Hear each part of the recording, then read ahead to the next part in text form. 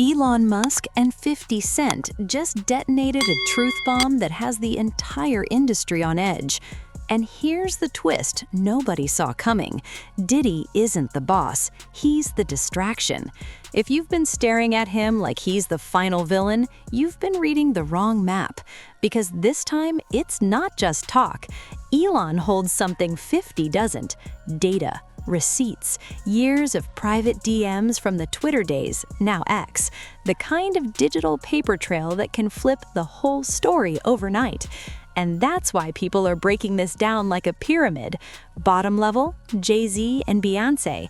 Middle level, the gatekeepers, Oprah and Clive Davis. Top level, one name they say connects it all, hiding in plain sight. And it doesn't stop at studios or boardrooms. The conversation spills into influence, image, and even the pulpit. 50's been teasing that angle for months, so buckle up. Gave me a raw deal because this industry is a monster. It's the same monster that these Me Too trying to tell you about. But they hate the monster for how it, and I hate that monster for how it eats. But my God, man, it's the same monster. When I quit the show, all my friends would say, well, up them, Dave, why don't you just do Chappelle's show at another network? Yeah. And why doesn't a slave run from one plantation to another plantation? Because the master over there might be nicer. My God, man, I was trapped. You know what? Tell you the truth. I've even thought about coming back and doing another Chappelle show. Well, but if I do... Before we climb, get this straight. The Diddy situation goes way beyond hip-hop. And no, this isn't a long biography. I'm covering exactly what you clicked for. 50 Cent dropped his Diddy documentary, The Reckoning, and framed it like no one else in the industry had the courage to speak. His message was simple: silence makes the entire culture look complicit, so he stepped into the fire. But here's where it turns darker. One of the biggest claims circulating is that Diddy allegedly had a massive number of hidden cameras in his home, hundreds, recording what went down at those after-hours parties. Commentators like Jaguar Wright and Gene Deal talk about it like it wasn't about fun at all. They frame it as leverage footage, insurance, a system that keeps people in line without ever saying a word. And now the rumor is those tapes are being quietly shuffled, with big names panicking. So why does Elon Musk change the whole equation? Because Elon owns X, which means he sits on years of private conversations between celebrities, politicians, and power players. When Elon sat down with Joe Rogan, he didn't just tease it, he called out the gap between what people said publicly and what they didn't say when it mattered. Diddy thing was like an Epstein-type compromise deal, where he had, whether he was doing it himself, conceivably, people want to think that he's attached to some intelligence agency or something like that. I think he's a gangster who made $1 billion and knew how to control people by compromising them. That's what I think. Whether or not he had help, I don't know. Whether or not he shared some of that information with people so they knew they had compromising stuff on people, I don't know. But clearly he was doing it for his own jollies too. There was something sick about it. Yeah. I mean, and the thing is that people in the music and entertainment industry had to know that Diddy was like abusing, kids basically. And yet they still fed him kids. And like, where's the accountability? There had to be rumors. There had to be. They had to know. Yeah. They had to know. Cat Williams was talking about it on exactly. Yeah, on that podcast. But like who's feeding him the kids? Right. Yeah. And what videos do they have of these people where they're willing to defend him and they're willing to keep quiet about all this? Like how many people were compromised? Yeah. The whole thing is fucking crazy. Crazy. It's just crazy when because the nutty conspiracy theories is like, oh, there's a bunch of pedophiles in Hollywood, and you're like, come on, that sounds too kooky. And then you see like the Nickelodeon thing. He brought up Jennifer Lopez, not as a political argument, but as a credibility test. If you were that close back then, where was the warning? Where was the alarm? And he implied the answer was nowhere. That moment set the internet on fire because it forces one uncomfortable question. If someone was that close and never spoke up, what does that mean? Either they didn't know, which a lot of people struggle to believe, or they knew something and stayed quiet. And if they stayed quiet, the next question is obvious. Why? Fear? Loyalty? Image? Or protection? And if protection, protection of who? Now let's climb. Level 1 is Jay-Z and Beyoncé. And yeah, you might be thinking, only level 1? Just wait. Does Jay-Z sit down with Gayle King and she not ask him one question about the intersection between him and Aaliyah and Robert Kelly? This is insane that people keep refusing. I've been screaming, not just Diddy, but Diddy and Jay-Z are monsters. Harvey Weinstein, Jeffrey Epstein, Robert Kelly, Sean Combs have one person in common professionally and privately. Sean Carter. This has been a fist of tyranny that has been punching through. That changes now, Sean. You have no choice. That Dream Hampton was being financed and ran by Sean Carter. They were able to go and get all of these witnesses because he was there with Robert Kelly. Jaguar Wright did an interview with Piers Morgan and made claims she wasn't supposed to make about Jay-Z, Diddy, and how deep those connections run. People quickly started saying the episode got pulled fast, wiped, buried, suddenly hard to find. She also raised a question that's been floating for years. How does Jay-Z sit with Gayle King on CBS and never get pressed on certain long-running rumors and industry ties? She didn't hold back, calling Diddy and Jay-Z monsters, describing their influence as something that's crushed the industry for decades. Then comes the Aaliyah theory that refuses to die. Jaguar went further than most, claiming Jay-Z played a role in getting Aaliyah on that plane, framing it as personal and tied to who benefited afterward. None of this is proven, but it keeps resurfacing because Jay-Z has never directly addressed it. And online, silence doesn't read neutral, it reads intentional. Sean Carter is responsible for enacting Hype Williams to put Aaliyah on a faulty plane, to move her out the way as punishment for rejecting him, and so he could level up Beyonce, who was struggling. Let's just say allegedly that happened. Now I want you to think about 106th and Park with Mary J. Blige. Free, who is a victim of Sean Carter. Yeah. Mary J. Blige, who is a victim of Sean Combs, are sitting there talking about the death of Aaliyah amongst each other. Think about that. You got a Diddy victim, you got a Jay-Z victim, and you got a superstar gone. They know what happened, and yet they had to sit there and have that conversation like they didn't know. Then another detail made people side-eye everything. When Diddy got charged and lawsuits started piling up, one name instantly raised eyebrows: Alex Spiro, Jay-Z's personal lawyer. Reports say he started appearing around Diddy's legal orbit, and people are asking the obvious question: why is Jay-Z's attorney suddenly involved here? Suing Tony Busby, Spiro is a partner, and Alex Spiro is Jay-Z's personal lawyer. Oh, so it's probably Jay-Z then that's doing the suing. Of course they'd use Kevin's name, Why but is it it- ain't Kevin. Why is Alex Spiro popping up everywhere? What do you think is going on in Hollywood right now? What are you hearing? Because I'm hearing Mass panic. Mass Everyone- panic. So because no one's talking publicly. No, they But can't. That's why they came up with the story. Well, you know, there's a party inside the Diddy party, and I went to the first party, but I left early. I never made it to Diddy After Dark. There were public relations teams right after Diddy got arrested running around telling everyone to say that. Of course. The question is this. If all you went to was the first party and you didn't know anything about the After Dark, why would you say, I left early? Why wouldn't you just say you left when the party ended? Exactly. Because how would you know That there the- was another party Exactly. if you weren't informed? Exactly. If you went to the Diddy party and nothing happened and it was the first party, your speech wouldn't be, oh, well, I only went to the first party. Right. I didn't go to the after party. You wouldn't say that because you wouldn't have known about Exactly. it. You would say, I don't know what anybody's talking about. I went to Diddy's party. It was a white party. It was dancing. It was wild. But at the end, we all went home. Right.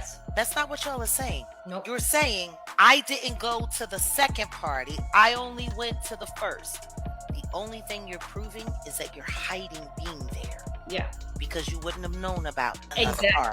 The theory is simple. Control the narrative before more names get pulled into the spotlight. Because if Diddy ever talks, a lot of powerful people could fall with him.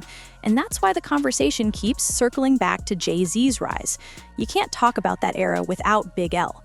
Big L helped open early doors, connected Jay to Dame Dash, and negotiations were reportedly moving for Big L and his camp. Then, just days after those talks began, Big L was killed in a drive-by in Harlem. The case remains unsolved. Jaguar has pushed the idea that Big L's death was the first in a string of mysterious endings that conveniently cleared the path for certain people. Coincidence? Maybe. But once timelines get lined up, people say the pattern gets uncomfortable. Now we move up to level 2, where it stops being about fame and starts being about leverage. Oprah Winfrey and Clive Davis. With Oprah, critics point to her proximity to Harvey Weinstein. Photos, events, public support, even while whispers were already circulating. And that's where the debate comes from. Someone with that platform could have forced the spotlight early, but didn't. In this space, silence gets read as protection. Then there's the controversy around the school she funded in South Africa. Early allegations, public fallout, firings, statements, yet critics argue parts of the story never fully added up. That's why it still gets dragged into conversations about oversight, influence, and what powerful people didn't see. Add resurfaced photos and old rumors, and people start describing Oprah as quiet power, the kind that doesn't need viral moments because one phone call can decide who gets booked, who gets buried, and who gets labeled difficult. Now, Clive Davis. Clive is a legend. Arista Records, decades at the top, careers launched for giants. That's exactly why people don't treat him like background noise.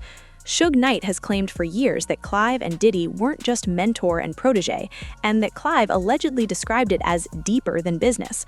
No public proof, just a claim that keeps getting recycled because it fits the bigger narrative. Diddy didn't rise alone. And when reporters tried pressing Clive about Diddy, people point to moments where he looked uncomfortable and refused to answer. Not proof, but another clip the internet replays like a tell. Favorite memory working with Diddy? You know, personally, I've got to tell you, he really is a major star in this film tonight. He's his spokesman all the way through. I met him before I ever knew of him. I met him when he was 21 years old. And when we met, you know, he played me Craig Mack Flavor in Your Ear. He played me 3 cuts from the forthcoming Notorious B.I.G. album. And we talked for hours and hours about music, and I poured into his dream. And I financed Bad Boy Records. And we had an incredible run, incredible. Then there's the Whitney Houston angle, another story people refuse to let go. The debate keeps circling her final days, who was around her, the behind-the-scenes tension, and whether the clean version explains everything. Family comments over the years have fueled suspicion, and the internet keeps asking one blunt question. How does Clive have decades of heavy rumors around him and never face consequences? That's where the fall guy theory comes in. A lot of people believe Diddy is absorbing the heat, while the real gatekeepers stay protected, operating where headlines can't reach. All right, now we hit the top of the pyramid, and this is the name that shocks people the most. Bishop T.D. Jakes. Yeah, a pastor, a spiritual authority. And yet, 50 Cent has kept that name in rotation for months. The theory is simple. If influence reaches the pulpit, this isn't just a celebrity issue. It's an ecosystem. The framing is that Diddy needed legitimacy, cover, respectability, someone trusted enough to stand near him and make him look clean by association. And that's where some people say T.D. Jakes fits in. Viewers also point to how Jakes was used in the documentary rollout, clips placed at specific moments like deliberate signals. In one segment, when Lil Rod talks about waking up sore after being around Diddy's party circle, people notice T.D. Jakes suddenly appearing on screen, talking about love and rampage energy. A lot of viewers don't believe that was accidental. They think 50 was sending a message. Then Cat Williams gets pulled back into it. He said 2024 would be the year everything gets exposed, no matter who you are. and the internet treated it like a prophecy. Calls out Bishop T.D. Jakes and watches T.D. Jakes and Gino Jennings' response. I came in this business saying I was going to expose. When I talked about Michael Jackson, when I talked about R. Kelly, they canceled me for these things because why would you talk about another black dude? Race is not where the line is drawn. It's God's side and the other side. And we don't care nothing about the other side. Period. All of these big dick deviants is all catching hell in 2024. It's up for all of them. It don't matter if you Diddy or whoever you is. T.D. Jakes, any of them. All lies will be exposed. And when T.D. Jakes was confronted about the Diddy allegations, his response is what made it explode. He didn't give a clean denial. He said, keep it moving. Then he added something people took as a warning. Even if it were true, someone could repent. Power to cover sins. And then he said he didn't even need to repent about this. That's why it went nuclear. To the public, it didn't sound like innocence. It sounded like deflection. Jaguar Wright threw gasoline on the fire. She said if Bishop Jakes was ever around Diddy's party circle, it points to only two motives: money or access. She described those spaces as leverage zones and claimed video and audio are already circulating. Powerful figures caught on tape doing things they never wanted attached to their name. Was at a Diddy party, there could only be two reasons: money or sex. That's all that happens at Diddy parties: money and sex. Cassie has turned over substantial amounts of evidence to the feds. I'm told that after Cassie had a long conversation with Blank, I have to protect this person. They're going through a lot right now. And her lawyers, she finally was convinced to give up the videotapes and audio recordings that... Whether any of that holds up is another question. But once people believe receipts exist, the fear isn't the rumor, it's the footage. Jaguar went through here, saying multiple men have come forward with stories that, in their view, connect Jakes to that world. No proof publicly shown, just allegations, alleged accounts, and insiders claiming legal moves are happening behind the scenes. And it keeps spreading because it fits the same pattern people have been screaming about the whole time. Power protects power until it can't. Then Gene Deal added his angle. He questioned why a religious leader would even be near parties described as anything but clean. He said it's hard to explain that presence unless you're either endorsing the environment or participating in it. And he hinted he's heard tapes may surface, and when they do, the conversation won't be speculation anymore. Being T.D. Jakes. Man, what I think about it is this, when I grew up in the church, the sinners was not supposed to have the same atmosphere with the saints. You have to be able to separate the two. So I'm looking at him as a saint going to a party that ain't nothing but sin. Drinking, maybe fornication, man on man, woman on woman, he on she. But maybe he'd have to lay some hands on somebody. Maybe he'd have to save some souls. I know he got a contract with Revolt, so I'm just like, it's just real strange that he would be found at any kind of Diddy party or any kind of place with Diddy unless it's in a business atmosphere. So why do you think he was going to these parties? I think that he's going to the Diddy parties, bruh. If he's going, well, we know he's going to the Diddy parties, and I know that it's I know what usually happens at the Diddy party, or when we told this happened at the Diddy parties. Maybe he needs to see it for himself, man. Maybe he needs to go there and really be involved in some things that could help save some individuals while they going. And that's the real threat hanging over everything right now. Not opinions, not debates. Proof. Now zoom out, because this doesn't stop at one industry. When Elon Musk sat with Joe Rogan, they weren't just talking celebrity drama. They were talking power networks, why high-level names move the way they do. Elon's framing wasn't policy, it was fear. Fear of exposure, fear of what happens when the wrong doors open. Rogan brought up Reid Hoffman and asked if he seemed uncomfortable.